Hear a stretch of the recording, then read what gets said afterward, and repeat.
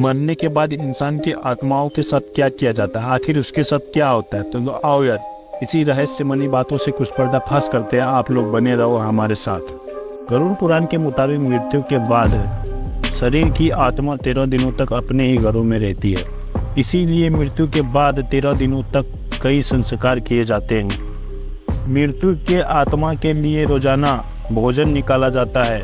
इसके बाद तेरहवीं भी की जाती है और पिंडदान भी किया जाता है। दरअसल मृत्यु के बाद यमदूत आत्मा को तुरंत अपने पास यमलोक ले जाते हैं। उसकी कर्मों का हिसाब किया जाता है और फिर 24 घंटे के बाद उनके आत्मा को वापस धरती पर भेज दिया जाता है। इसके पीछे की वजह उनके अपने परिवार के प्रति मोह होती है। यह आत्मा अपने परिजनों के बीच भटकते रहती है, उन्हें पुकारते रहती है, लेकिन परिजन जब उसकी आवाज़ नहीं सुनते हैं तो वह बेचैन हो जाता है।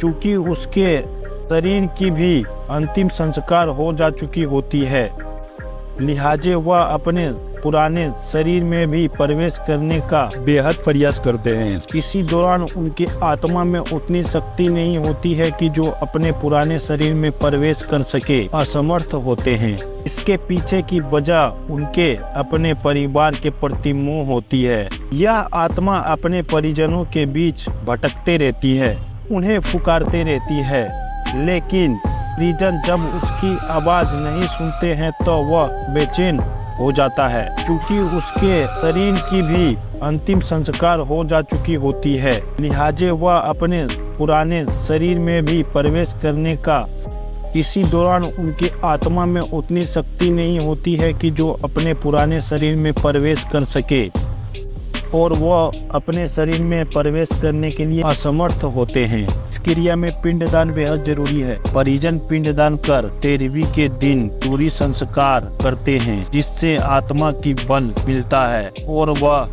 यमलोक की यात्रा करने में सक्षम होते हैं। इतना ही नहीं, पिंडदान के समय दिए गए भोजन आत्मा को 1 साल तक की शक्ति प्रदान करते हैं। इसीलिए पिंडदान बेहद जरूरी माना जाता है। वहीं जिन आत्मा के लिए पिंडदान नहीं किया जाता है, उन्हें 13वीं के दिन ही यमलोक यमदूत खींचते हुए ले जाते हैं। इससे मृत व्यक्ति की आत्मा को बेहद कष्ट उठानी पड़ती है। वहीं जिन लोगों की कर्म खराब रहते हैं, उनकी आत्मा भी बहुत कष्ट उठाती है।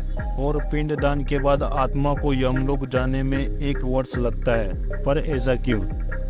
तो मृत्यु के बाद व्यक्ति की आत्मा प्रति रूप में 1 दिनों में 200 योजन चलते हैं, मतलब कि 1600 किलोमीटर चलती है। 1 योजन में 800 किलोमीटर का होता है। इसी तरह 1 साल सफर करने के बाद पहुंच जाते हैं यमराज की नगरी यमलोक। और वैतरणी नदी को छोड़कर यमलोक का मार्ग 86,000 योजन है। और यमलोक पहुंचने के बाद आत्मा पुष्पदका नदी के किनारे बैठती है और विश्राम करती है। इस नदी का जल बेहद स्वच्छ होता है और इसके किनारे बड़े बड़े वृक्ष लगे होते हैं।